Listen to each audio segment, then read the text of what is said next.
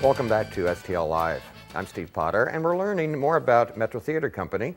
Joining us now, again, Artistic Director Julia Flood and actor Myke Andrews. They're here to talk about a play that's currently up and running at Metro, Bud, Not Buddy. And Myke, you play a 10-year-old boy through the whole thing. Now, it's one thing we didn't mention in the beginning that I think is important, that it's set in the 1930s Yes. and in Flint, Michigan. Myke, what's significant about that? Well, I think it was a tough time for a lot of people, and out of obstacles and tribulations, I think, comes great things sometimes.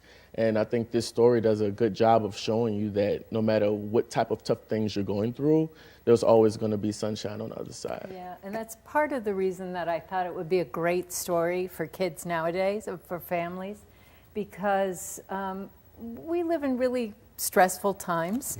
You watch the news. And kids know that. Yeah. Kids are aware of that. And Bud's story, he is such a hopeful, resilient character. Well, so he's an African-American boy in Flint, Michigan in the Depression. I'm assuming you've had financially a hard way to He's go. poor, race comes into play, you know. Yeah. It's the whole 9 yards, you know. Yeah. Is this a tearjerker? Are there funny moments or what? There's a lot of funny moments. You have to come out and see. There are moments when it's sad, where you feel for Bud, but it's really such a positive, hopeful story. Yeah. I see that we have a shot of the play now, and There's the you orchestra, can see, yeah. there's our orchestra. Wow. But he has wonderful adventures with other kids that are in the orphanage, and then when he finally goes, as he says, on the lam, a lot happens. Yeah. So, Why and is he some on of the it is Why is he very on the funny. lam? Are you going to tell me that? Well, I guess I could tell you. He's on the lam because he left the home that he was in, well, the orphanage that he was in, to go and Find his dad. Find his dad. Yeah.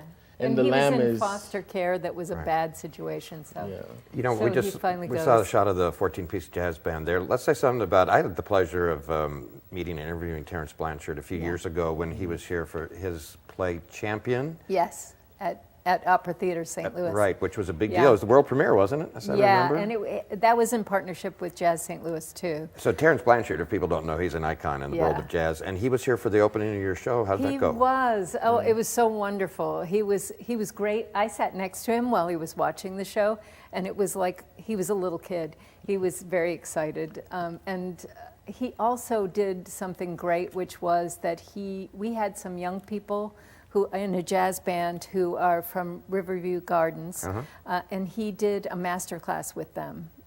So can you imagine if you were in high school and having someone like Terence Blanchard give you a class? Well, let me ask It was Myke, what's great. it like to see the guy that wrote it out in the audience? That's got to be a little in the back of your head. Yeah, I was excited and proud, you know, for another New Orleans native who's out here doing amazing things, for me to be connected with that. So I talked to him after the show. He loved it. He was really a fan of my work. So that was a good moment for me. I had seen him play plenty of times in New Orleans, so it was cool to, you know, finally meet him. Maybe he'll write something for you You someday. never know. that's You Yeah. thought that already, didn't you? I might mention that you said you're from New Orleans. You were here Yes. because you went to Webster University, and that's how you first became associated with Metro, I guess, right? Yes, which was a great decision. There are other actors in the play, and most of them, not you, but most of the other actors play multiple roles. Yes. Who are all these other people that you're dealing with in this play? They're on the stage the entire time. Or do you mean where are they now?